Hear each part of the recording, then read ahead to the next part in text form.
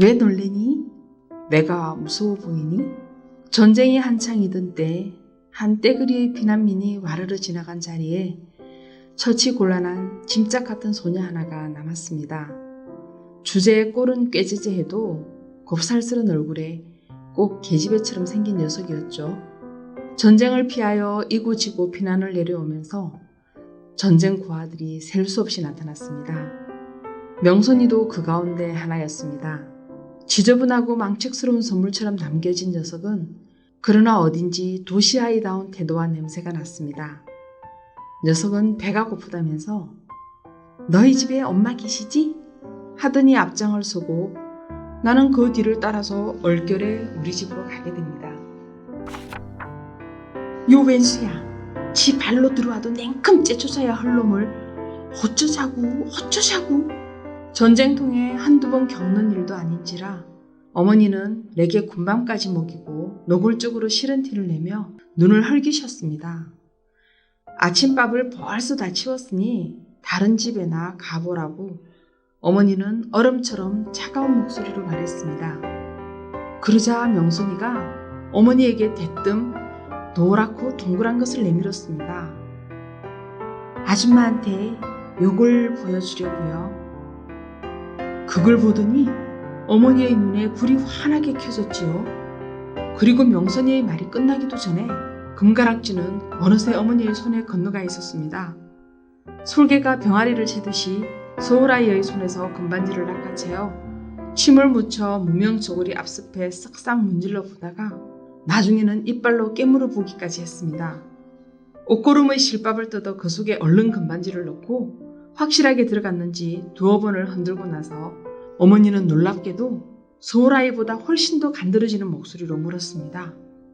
아가, 너 요런 것 어디서 났냐? 녀석은 이젠 아주 의기양양한 태도로 당당하게 대답했습니다. 땅바닥에서 주웠어요. 숙부네가 떠난 다음에 그 자리에 가봤더니 글쎄 요게 떨어져 있잖아요. 의심스러운 눈초리를 거두지 않으면서 단번에도 요런 것이 생기면 꼭 가져오라는 어머니의 신신당부에 녀석은 마치 다음에 다시 금반지를 줍기로 예정이라도 된 것처럼 그렇게 하겠다고 시원스레 답을 하였습니다. 어머니는 서울아이의 등을 요란스레 토닥거리고 쓰다듬어 주었습니다. 어서 방 안으로 들어가자. 애린 것이 천리타관서 부모 잃고 식구 놓치고 얼마나 배가 고프고 속이 작았냐. 이런 우여곡절 끝에 명선이는 우리 집에 살게 되었습니다. 마지막으로 마을에 남게 된 유일한 피난민이었지요. 명선이의 친척들은 인민군을 피해 부랴부랴 피난을 떠나면서 명선이를 버리고 갔고 명선이는 동네 사람들에 의해 골치 아픈 뒤뚱거리로 발견된 것입니다. 금반지를 갖고 온 명선이를 내쫓을 생각이 없었던지 집안에서 머슴처럼 부리자고 어머니와 아버지는 공론을 하였으나 그것은 크게 잘못된 생각이었음을 금세 알게 됩니다.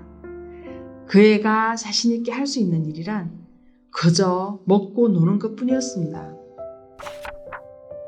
동네 아이들의 텃세가 심해지면서 명선이는 어떤 아이와 대판거리 싸움을 하게 되었는데 생긴 모양에 어울리게 얼굴을 손톱으로 핥히고 머리 끄덩이를 잡는 바람에 서울 아이들은 싸움도 가시네처럼 간사스럽게 한다고 우리 또래 사이에서는 크나큰 웃음거리가 되었습니다.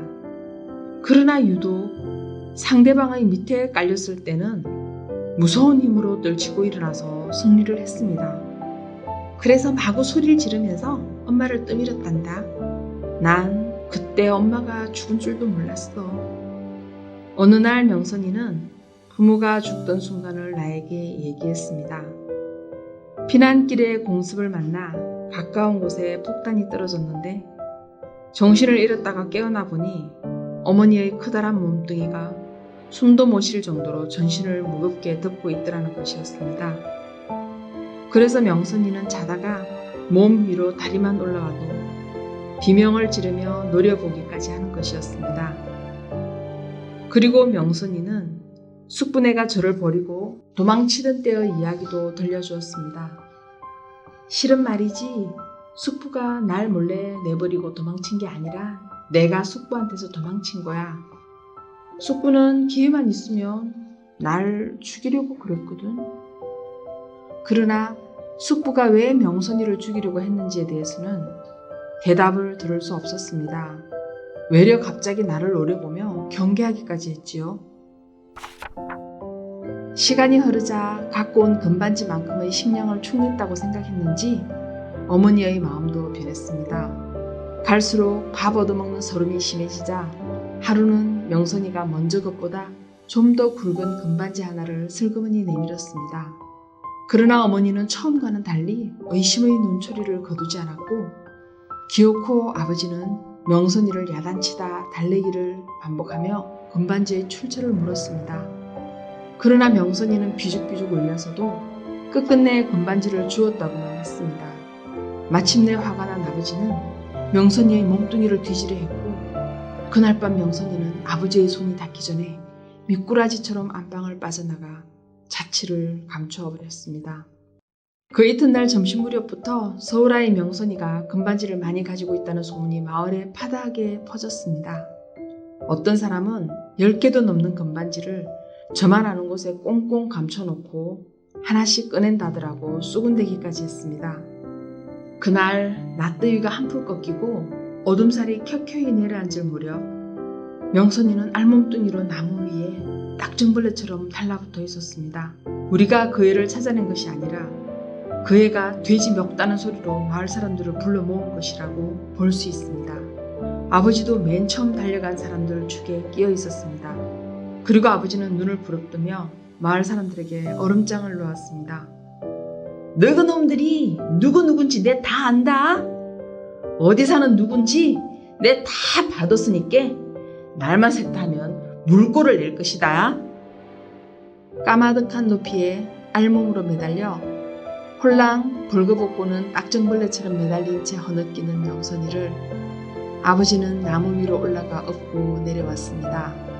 땅에 내려오기가 무섭게 사타구니를 가리는 명선이를 보고 동네 사람들은 모두 깜짝 놀라고 말았습니다. 어메 자가 지집애 아니여?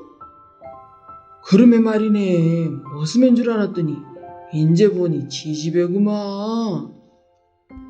어머니가 치마폭으로 명선이의 알몸을 감쌌고 나는 마치 모닥불이라도 뒤집어 쓴 듯 얼굴이 화끈거려 차마 바로 명선이를 볼 수가 없었습니다. 그리고 명선이의 목에 걸린 계패를 발견했는데 그곳에는 난리통에 무남동녀 혈육을 잘 부탁한다고 저 먹을 건 다소 딸려놨으며 저승에 가서도 그 은혜를 잊지 않겠노라는 명선이 부모님의 당부가 적혀 있었던 것입니다. 이후 명선이가 달아나지 못하도록 감시하는 새로운 임무가 내게 주어졌습니다. 그날 이후 타고난 원래 여자 모양을 찾은 후에도 명선이는 갈데없는 머슴애였습니다. 모든 식구들이 명선이를 상점 모시듯 했고 동네 사람 누구도 감히 넘볼 엄두를 내지 못하도록 아버지는 이중 삼중으로 보호의 울타리를 쳐놓았지만 안심하지 못했습니다. 나는 그 애의 그림자 노릇을 착실하게 했지만 금반지를 어디 감췄는지 그것만은 차마 묻지를 못했습니다. 명선이와 더욱 가까워진 나는 글피다면 허리가 끊어진 만경강 다리로 놀러가곤 했습니다. 부서진 다리 위에서 마치 고개를 하듯 명선이는 돌아다녔습니다. 그러다가 꽃을 발견하자 감탄하며 명선이가 물었습니다. 와! 꽃 이름이 뭔지 아니?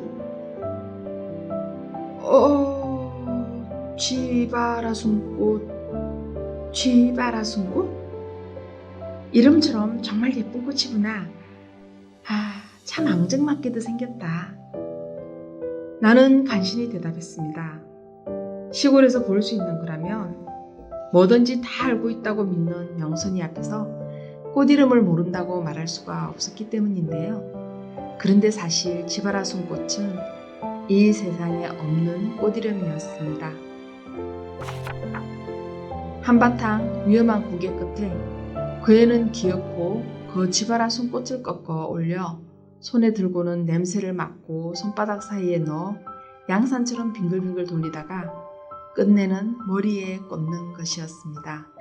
이때 바람이 휙 불어 명선이의 치맛자락이 훌렁 들리면서 머리에서 꽃이 떨어졌습니다. 그 작고 노란 지바라 손꽃은 신누른 강물이 도도히 흐르는 강심을 향해 바람개비처럼 맴돌며 떨어져 갔습니다. 그날도 명선이와 함께 부서진 다리에서 놀고 있었습니다. 예의 그 위험천만한 고개 장난을 한창 즐기던 중에 머리 위로 갑자기 굉장한 폭음과 함께 푸른 하늘 바탕을 가로질러 호주기 편대가 떠가고 있었습니다. 명선이가 유독 비행기 폭음을 병적으로 겁내던 생각이 떠올라 푸른 하늘을 부른 시선으로 다리 위를 바라보니 거기 지바라 숨꽃 한 송이가 강 한가운데로 빠르게 낙하하고 있었습니다. 서울아이였습니다. 명선이가 들꽃이 되어 사라진 후 어느 날 한적한 오후에 나는 그때까지 한 번도 성공한 적이 없는 모험을 혼자서 시도해 보았다. 겁쟁이라고 비웃는 사람이 아무도 없으니까 의외로 용기가 나고 마음이 차갑게 가라앉는 것이었다. 나는 눈에 띄는 즉시 거대한 팽이로 둔갑해버리는 까마득한 강바닥을 보지 않으려고 생땀을 흘렸다. 지옥의 가장귀를 타고 앉아 잠시 숨을 고른 다음 바로 되돌아 나오는데 그때 이상한 물건이 얼핏 시야에 들어왔다. 낚싯바늘 모양으로 꼬부라진 철근의 끝자락에다 끈으로 칭칭 동여맨 자그마한 헝겊주머니였다. 명선이가 들꽃을 꺾던 때보다 더 위태로운 동작으로 나는 주머니를 어렵게 손에 넣었다. 가슴을 잡지는 긴장 때문에 주머니를 열어보는 내 손이 무섭게 경풍을 일으키고 있었다. 그리고 그 주머니 속에서 말갛게 빛을 발하는 동그라미 몇 개를 보는 순간 나는 손에 든 물건을 송두리째 강물에 떨어뜨리고 말았다. 세상에는 없는 꽃이름, 지바라 손꽃처럼 사라져버린 명선이는 6.25 전쟁 때 사라져간 숱한 아이들의 이름입니다. 명선이는 피난을 가다가 비행기 폭격으로 부모님을 잃게 됩니다. 어머니는 명선이를 구하기 위하여 폭격이 떨어질 때 온몸으로 아이를 감쌌고 엄마의 죽음을 밀치고 살아난 아이에게 비행기 폭격은 엄청난 공포와 두려움으로 남았겠지요. 숙부마저도 유복했던 명선이의 금반지를 노려서 생명을 위협했고 나의 부모님을 비롯한 마을 사람들은 오로지 금반지의 출처를 알기 위하여 아이의 옷을 발가벗기기까지 했습니다. 금반지는 전쟁통에서 명선이의 생명을 위협하는 존재인 동시에 홀로 남은 아이가 살아갈 수 있는 마지막 끈이었던 셈이지요. 끊어진 만경강 다리 끝에 부모님이 남겨준 금가락지를 숨겨놓고 살기 위해 남자아이처럼 행세하던 명선이와 전쟁 와중에서도 오로지 금가락지를 차지하기 위해 혈안이 된 어른들의 모습이 비애를 더욱 극화시킵니다. 전쟁이 사람들을 변하게 했을까요? 사람들이 전쟁을 빌미로 본성을 드러내버린 것일까요? 1950년 6월 25일 새벽 4시 북한의 전면 남침 개시에 따라 북한은 산팔도순 전 전선에서 남침을 개시하였습니다. 그것은 3년 1개월 2일이라는 긴 시간 동안 이어졌던 기나긴 전쟁의 서막이었습니다. 전쟁은 학교와 주택 등 기반시설이 있는 도시를 초토화시켰고 1,000만 명이 넘는 이산가족을 양산했습니다. 그리고 남한과 북한을 합쳐 120만 명이 넘는 남북한의 군인과 250만여 명의 민간인 피해자가 생겨났습니다. 지난 시간에 소개해드린 윤은길의 장마에 이어 6.25 전쟁의 참상을 잘 드러낸 기억 속의 들꽃은 인간의 본성과 전쟁의 참혹함을 잘 보여주고 있습니다. 다음 시간에 뵙겠습니다. 감사합니다.